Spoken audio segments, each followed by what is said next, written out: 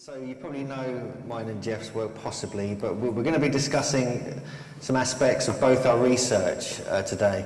You know Geoff's work, the 2012 research he's been doing, and the Mayan calendarics, the really detailed analysis that he's been doing over the years. And I've been researching the Olmec civilization of Central America, specifically the area around the Gulf Coast, going down into southern Guatemala and around Mexico City as well. And really our kind of research kind of came together about a year or two ago when we realized perhaps that the origins of the Mayan calendar aren't exactly as what most people think. It wasn't the Mayans who actually came up with it. It seems like either the Olmecs or even an earlier culture before that were responsible for it. And we're going to have a look at some evidence of that. And me and Geoff have known each other for some time. This is something that Geoff decided to put into the slideshow just for fun. It's not just my holiday snaps, it really is some thorough research.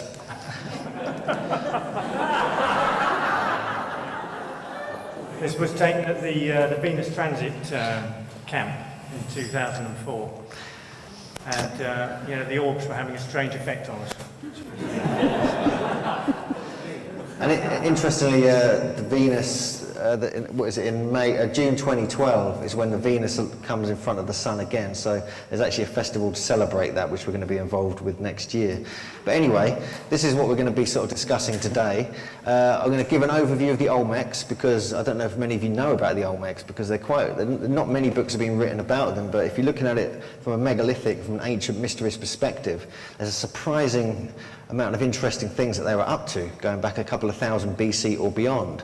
Then we have this enigmatic date of 3114 BC, which is the beginning of the long count calendar, the one that ends in December the 21st, 2012. Now, why did they start it in 3114 BC? And we'll have a look at some of the theories around that, and also some other cultures around the world that started their sort of cultures around that time. We're going to look at various aspects of the calendar. This is what Geoff's sort of going to be specialising in. And some interesting earth energies turned up when I was in Mexico as well, that sort of link up all around the planet and even connect up with the Michael and Mary lines. So we're going to briefly look at that because we've only got an hour to get through everything. And then there's the amazing Tortuguero monument, which Geoff's been doing some superb research on, along with John Major Jenkins and some others, which actually is the only surviving stone carving with the 2012 end of the calendar date on it. And then we're going to really question, why was that date chosen? Why was the end of the calendar around December 2012? It's pretty soon. It's like a year and a half away. And we either should be getting worried or we should be looking forward to it with great joy. But with Mexico and Guatemala, the first thing you really think of is the Maya. But there have been many other civilizations there going back way before the Maya even existed. Even the Olmecs are supposed to be around from around 2000 BC, 1800 BC perhaps, up to about 200 AD. They really kind of fully died out. And it was around maybe 100 BC, there's various interpretations of this, when the Maya kind of really came in. So there was like a crossover culture, which John Major Jenkins and others believe was around the area of Izapa, and also moving into, which is in Mexico, and also into southern Guatemala. But it's really, what I'm interested in is this area here in the centre of this picture, this Olmec heartland, which is really the Gulf Coast region, all along here and down here as well. And also up to Mexico City, there's a surprising amount of Olmec activity up there. And they're even going right down into South America, and possibly even right down into Peru and Bolivia and Colombia and other places as evidence that the Olmecs were there too. And the weird thing about the Olmecs, as you'll see in some of these images, is that they don't appear to look particularly kind of native to Central America. This is just the area, but these are the main Olmec sites in that particular. I visited most of these when I was there a couple of years ago. There's a lot of interesting Olmec heads. This is one, for instance, at San Lorenzo. This was only discovered about 7 or 8 years ago, I think. And you get these strange spheres as well on the left here, which are very similar to the ones that have been discovered in Costa Rica, which are all over this certain landscape in Costa Rica. But these Olmec heads, 17 of them have been discovered, but they were master stonemasons. They were like sophisticated culture going back a couple of thousand BC. And they really did have a high understanding of various sciences. Magnetism was one of them. And this is some lodestone or an iron ore magnet that was between 1200 and 1400 BC. And also, many of the sites, specifically San Lorenzo, were built on a major magnetic anomaly, as though they deliberately chose that site so they could kind of work with the energies there. And many of the sites in Britain, Europe, and all around the world are actually built upon magnetic anomalies of one sort or another. And this is some new science which has been occurring over the last maybe 6 or 7 years, when this realization's sort of been coming forth. Also with the Olmecs, you'll find there's a lot of connections with Egypt. This is just one graphic I've got here, which compares the two cultures.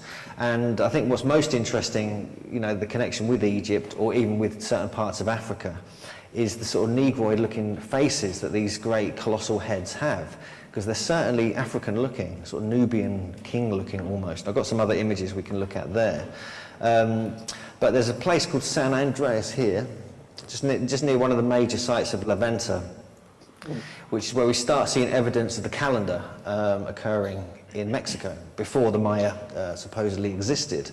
Now this is a particularly interesting little site. I didn't manage to get to this site because there's really nothing left of it. But this particular glyph is part of the 260-day Zolkin calendar, which Geoff will explain shortly. And it's 3 Ahau, and Ahau is actually is part of the end date of December 21st, 2012.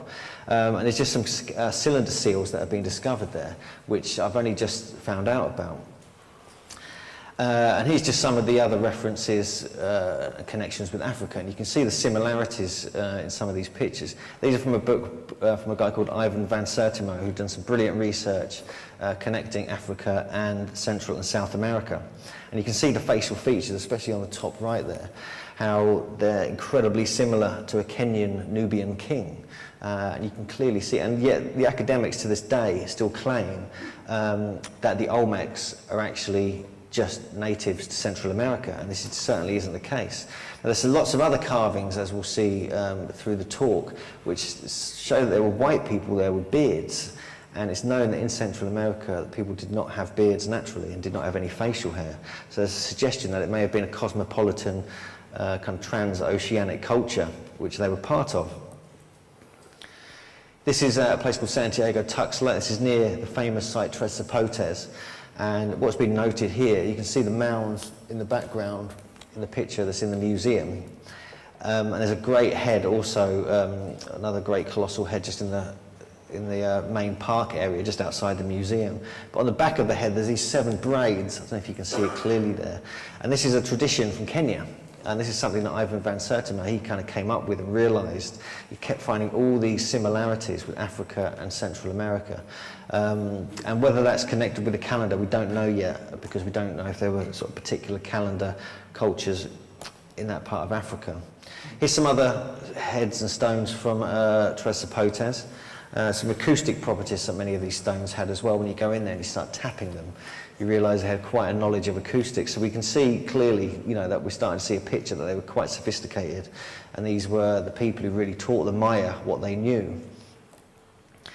And also at Tres Zapotes, there's the long count calendar date that's been found there. This goes to either 31 or 32 BC, and this is the oldest known long count calendar date. Now, the long count's the one that starts in 3114 BC and ends in December 2012. And this goes back to well, they think 32 BC or 31, it depends which way you look at it. But it's clearly the first carving there. I mean, before the 1950s, the earliest date was in, like, I think AD 200, something like that. And as soon as this was discovered by Matthew Stirling in the 1950s, they realised very quickly that they were looking at a pre-Mayan culture that actually possibly invented this so-called calendar, the 2012 calendar. And here's just some other graphics of it and sort of interpretation, analysis of what was found. They found the bottom piece first, and the top piece they only found later, but it was actually Matthew Stirling's wife who came up with what turned out later to be the best date for it. Because, where's your pointer? You see here, this is the Zolkin date, and part of it's missing, so they can see it's either the bar is 5 and a dot is 1, so it's either a 6